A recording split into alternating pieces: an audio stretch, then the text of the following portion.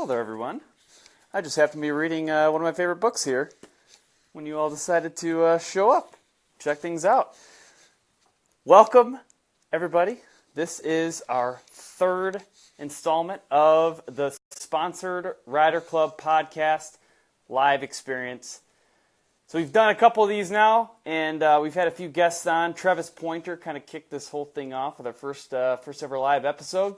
Then we had Thomas Affelt come on from Sledders R Us. And today we have another guest that's going to be joining us, and that is Brock Hoyer.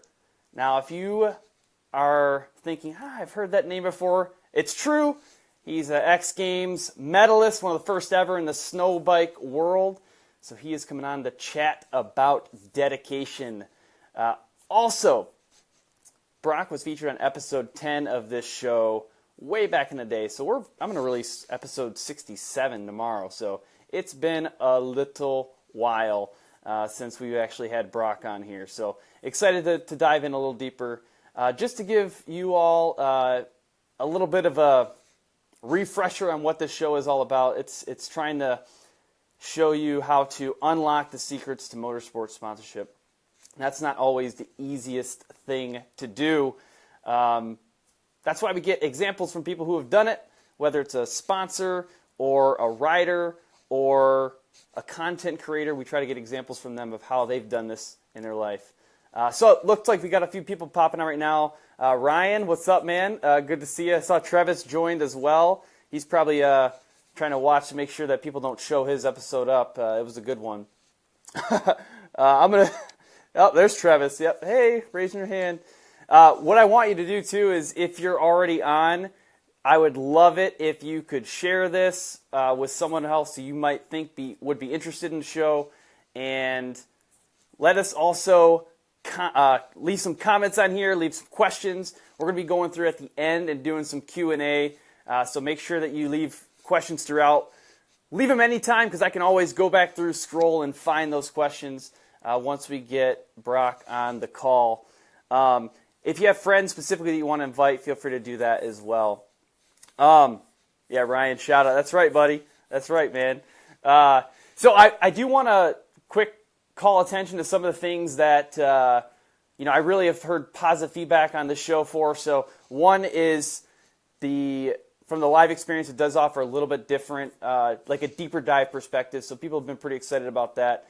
And from the whole show's perspective, the feedback has been that this is something that requires a different level of business knowledge that you just don't get when you go out and practice on the track. You need different examples, and you need people to help show you that. So looks like we got Chris on here. Brock is on, too, so in a minute we'll actually bring him on the show.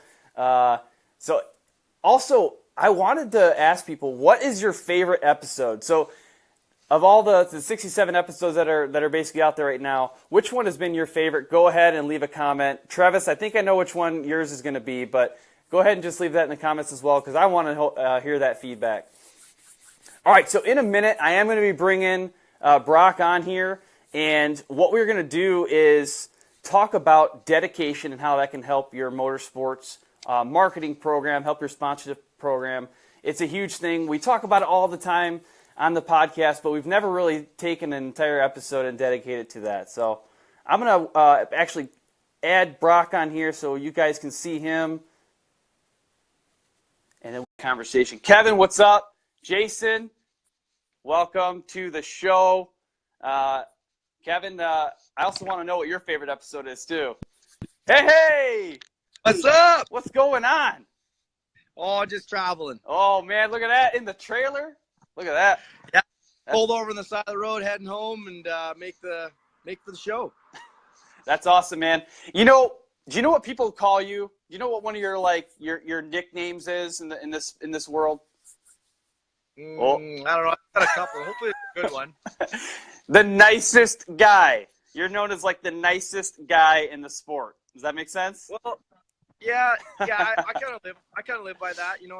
I come up in a pro motocross background, and when I was younger, I met a lot of guys I looked up to, right? And you go to these races, you want an autograph, or just take the time to say hi, to a kid. Right. I know what that feels like, and I had a couple guys that weren't I don't have time for you, can't sign this, and that meant, that hurt. That didn't hurt, but it wasn't as good of a feeling as I want. So now I try to pay that back as much as I can.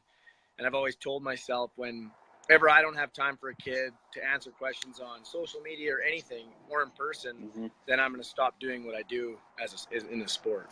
Yeah, I think it's really important. I know I always take the time for my millions of fans to sign all their autographs and return their mail. And by millions of fans, I mean, I think there might be one, because I think Travis I think is my fan. Yep. It actually looks like Travis has got a pretty popular episode here too. A couple people have said Travis is one of their favorite episodes. You know what my favorite episode of the show was, though, Brock? Can you take a guess? It was yours, episode 10. Yes. Yes, it was so good. Travis's was okay, but like episode 43, I mean, wow. Like, you got all this time to practice and learn about the show. You were one of the first people on, honestly. Nice. Yeah, no, it's cool to be a part of it. It's just anything to do with kids, and I know it's a tough juggle, trying to juggle sponsorship and support, and I can't thank my guys enough that got me here, right? And I started just like anybody, from the bottom, and got here, and so I understand how tough it is to push the right image to your sponsors, supporters, anybody that kind of helps you, and it's a lot of work. So it's cool to be a part of it, and got to go on the first show after winning the first Gold X Games. Yeah. So that was awesome. That is so cool, so cool. You know who else I just interviewed the other day who had a snow bike medal in the recent X Games was Robert Haslam.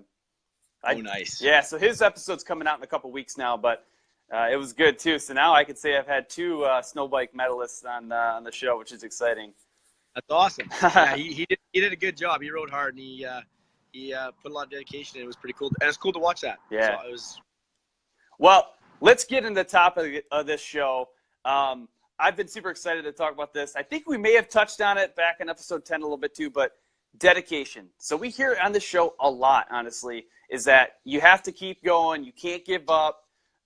When things get down, you just pick them back up again. So, I mean, what's your take on the whole thing of dedication? Yeah, dedication. I think dedication has a little bit to do with heart, drive, where you came from, how hard it was to get where you got. Lots of people have it easier, and I wouldn't say they're more better off. I feel like I came from a family, single parent, when I started motocross, and we barely had money to get to races. It was a struggle all the time. My family, my mom's side of my family, put a lot of effort into my program back in the day, and helps pave the way. Everything in racing is a stepping stone. You have ups and you have lots of downs and lots of ups. And I believe that your grassroots is kind of who builds you what to affect. But I remember having next to nothing, holy pants, borrowed stuff, mismatched pants with not matching jerseys.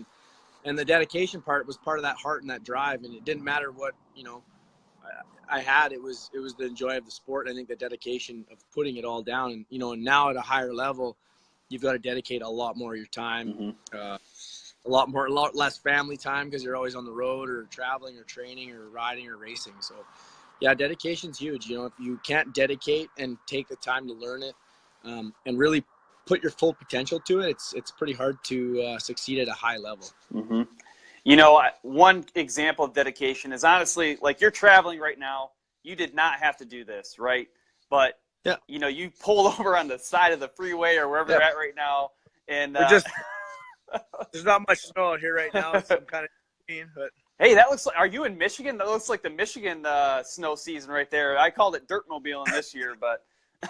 No, I'm just coming back from Revelstoke. We were out okay. with snow bike filming, and I'm just heading back to Williams Lake. I get a day off. I just sent my race bike down to Jackson Hole, Wyoming, and I fly out Wednesday morning to Jackson Hole Hill Climbs. Sounds good. So one thing that I'm always curious about from the dedication standpoint, I asked this in the episode a lot, is like, what happens when you encounter a big obstacle or when something doesn't go the way you expected? I mean, is there something where you can remember an example of that? Or, I mean, what did you do when you ran into a situation like that? Oh, I've had lots of challenges like that. Trying to look for that big word, but that's racer. Well, I can't think of that kind of stuff. But even X Games this year going down, getting ready and trying to get my race bike back, and it didn't make it in time. skip it out in time, so we persevere. That's the word I was looking for. Yeah, persevere. And, That's the big word. we head down. We had a dealer. We just make some calls. People juggle. It's amazing to support just people. And I guess, yeah, just me, my mentality, just trying to be as friendly as possible. And you meet these people along the road. And I've always believed by it's not who you are, it's who you know. Mm-hmm. You know, just you could be the best athlete in the world, but if you don't know those right people to help you along those ways for those decisions that you have to make and those obstacles you have to, you know, it's just like a job. You know, being a boss, you have all the weight on your shoulders, but you learn to delegate and try to help people take the weight off your shoulders and make those decisions when you need to.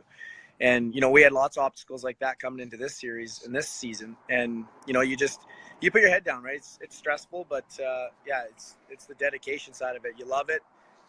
You know, end of the day, you're going to make do. It's what's best. And, you know, hopefully all your stuff shows up and works good. No, it's good. Speaking of people you know, my cousin Bertina just joined. That's exciting. Hey, Bertina, how's it going? Pretty excited about that. You know, that's another important thing, to surround yourself with family that supports you. So it's good stuff. I'm just going through some of the comments here. I just want to remind people. So I've been seeing a lot of the comments just now of like some of their favorite episodes, and looks like we got some Brock Hoyer fans, obviously. We got Travis fans in here, Joe Sylvester, Bob Luketic.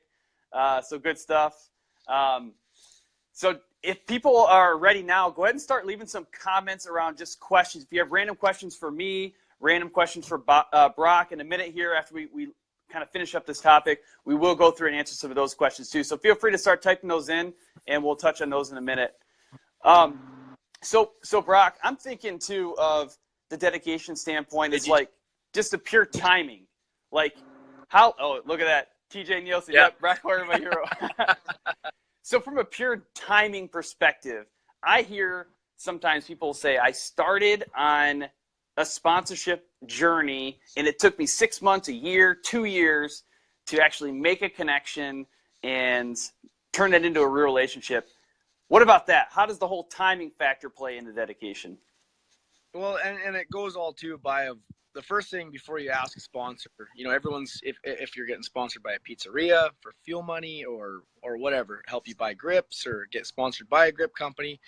You know, all those come into effect is not what the sponsor is going to do for you, but also what you're going to do for the sponsor. Mm-hmm. So in retail of advertisement or doing good things, you know, like an example, we do stuff at the dealership, right? I go out ride for my dealer, but then also I bring my bike in, we do autographs or just help out around the shop, answer questions about bikes or brands or gear or just anything you can do in a positive effect towards those relationships. And yeah, sometimes they take time.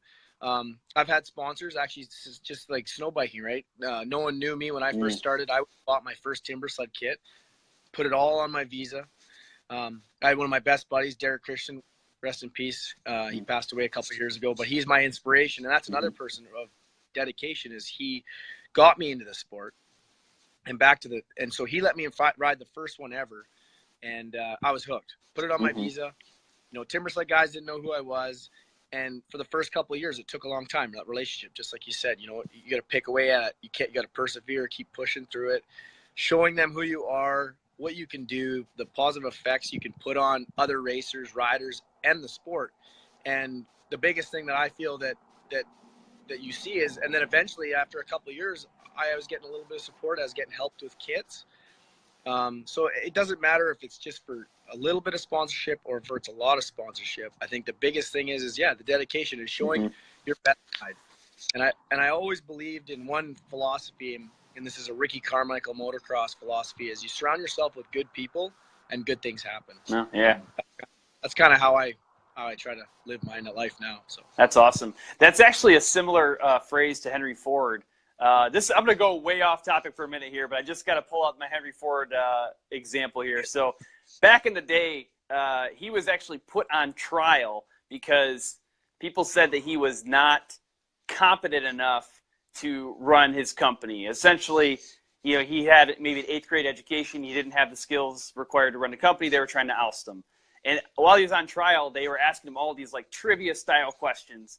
And he basically said, I don't know. I don't know the answer to that. I don't know the answer to that. And at the end, they said, well, you don't know any of these things. You're obviously not competent. He said, no, I've surrounded myself with people that know these things. So why would I need to? And everybody just kind of, their jaws dropped, and he won the trial. Obviously, he got to keep his company at that point. But that kind of plays into the thing that you just said there, too. Yeah. Yeah, no, totally. And I believe, I've seen it a long time. I've seen a lot of the time, you get racers that are just so talented. They're so fast. They're unbelievable. And, but they have kind of a bad attitude. It's hard for them to get support. And I believe that, and a lot of my racing, I'm never, back in pro moto, I might not have been all the time winning championships and taking my bike to the box, but I always had a smile on my face, or I tried to at least, on the bad days. And I feel like that's how I've made my stepping stones. And back to that whole topic is that you step along in different paths. Some are up, some are down. And I've came down a couple forks in my road where I almost stopped racing. Just, it's timing, you get burnt out. I started racing in really late, so I don't feel that now.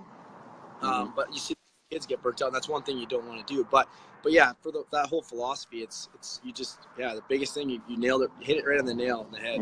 Dedication. Oh, definitely. Well, let's see a couple questions here. There's a few that's been flowing in. My favorite one so far, though, is from Austin Luning. Hey, Brock, who's your brother from another mother? He answered it for you, Austin Luning. Perfect. That's a good question. Tyler Collett said, are you running a sled and a bike at Jackson? Question. Yeah, just a snow bike. Okay, so just a snow bike. There you go, Tyler. You got your answer there. My the trailer, so I can have proof that it is still. Yeah, there you go. There you go. So Ryan had sent one. Ryan Ruth had a question here. I'm trying to find it again. Most helpful sponsorship. So what do you think about that? Most helpful sponsorship. Most helpful sponsorships, and there's lots of it. And, we have days, right? We break stuff. The biggest thing is you try not to, even if it is the product you're running breaks, you never want to show that to anybody. You go in the talk about it, and you got to kick a jerry can as long as no one sees. That's kind of, you put it out of your way. But the most helpful sponsors I've had back when I first started, actually two guys, Jeremy Russell and Trevor Cons, back when I first started racing. They were two loggers. But I worked at a heavy duty shop. I worked on their logging trucks. I was 15. And back in my amateur day, they stepped up. They helped pay for my fuel. So it doesn't have to be a big name sponsor. It doesn't have to be Cal Tire. It doesn't have to be Yamaha, Rockstar when you're first out. It can be as simple as two guys like them that put their trust in. They took me to races. They got their trucks. Like, being a kid, that's a huge, and they were just two normal trucker dudes that were awesome guys and saw something in me that, that I guess people see in people that they believe in. Right. So, it can be anyone. It's just how you, and a lot of it can be people, right. And it might just not come from anything. You don't even know them. They approach you. They like what you are or what they've heard of you, because it seems like and it sucks in the way we race and stuff is more people hear about the bad things than they do about the good things. So the more good things you do, the more people will hear, but they do one bad thing, everyone hears that, right? So that's how I've always tried to persona that as you always do good things. And like that happened in that situation with those two truckers. And there's been lots of other times like that, but I'm just thinking off the top of my head of the situation. Yeah. They came up to me and they wanted to help me. I didn't ask for it. They liked what I did. They liked hanging out with me at the races. They liked supporting me, and they liked being a part of my program. So sounds great. So Brock, I saw another question from Travis Pointer. Don't know if you want to answer this or not, but who's your Rockstar contact? And he's got some cry marks next to it. I don't ride Rockstar. What are you talking about? Yeah, what's this whole Rockstar thing? Is this? What's the star? It's the sun. This is the sun. Yeah, and they've been a great part in my program. Everyone, Yamaha, Rockstar, Timbersled, Fox, FXR, all my big guys that have stood behind me, and a lot of them been with me for a long time, and a lot of them haven't been with me for a long time. But you grow that communication, right? Like I just signed on with ODI Grips. We're very new in the sponsorship. We're learning, and I still have to prove, just because I'm a rider for them and I signed that contract and I'm running for them. You still have to keep positively pursuing that and pushing forward and doing good things, because next year could come and be like, well, you didn't do anything. we're not going to give you support. So it's an ongoing working relationship. You know, there's sponsors now that I talk to, and even, you know, it all builds up to being older is a lot of the contacts you have, it's handshakes, just because they learn who you are, they trust you, you know, and I'm the kind of guy, if I say I'm going to do it, I'm going to do it unless something unperceivable happens, but I'm going to make sure I get there and I do what I say I'm going to do, because I treat them like friendships, not sponsorships. Well, I don't know if there's any other questions real quick, but otherwise, I think we're going to start closing things out. So, Brock, I don't know, do you have any last-minute tips or advice that you kind of want to leave the group with? Yeah, I would just say try to be yourself. Always show a good step forward towards anybody, and it just goes in public. Like right now, I'm at a pullover in the highway. You might meet someone. It's just a lot of it's just chance. Someone's here, has a flat tire. By chance, you give them a hand to change the tire. That could be the Cal Tire CEO of Canada, right? You just never know. So you always, I always believe in paying it forward. You know, you pick up a piece of trash, there won't be any trash on your yard, kind of thing. It's all dominoes like that. So I'd say anything, kids, friends, adults, you know, you go in a shop, you talk good about them. If you're going to start trash talking a sponsor or anything like that, it's a lot harder for you. Even if it's not one of the sponsors you want to get at, a lot of people hear that. And, I never thought in my wildest dreams I'd own my own trailer, let alone, and be doing the things I do, right? I couldn't see that. I knew I was going to be a racer. But I had a lot of great people from my family, friends, and from my hometown that believed in me. And, I'd say it's perseverance. You just got to work through it, put a smile on every day on the rainy days, and, good things will happen, and do positive things for other people, and you'll get positive things back. Sounds great. Well, Brock, I really appreciate you pulling over on the side of the road to do this interview. That's dedication. But at this point, I'm going to let you get on your way, and we're going to close things out. So have fun and ride safe. Okay, take care, guys.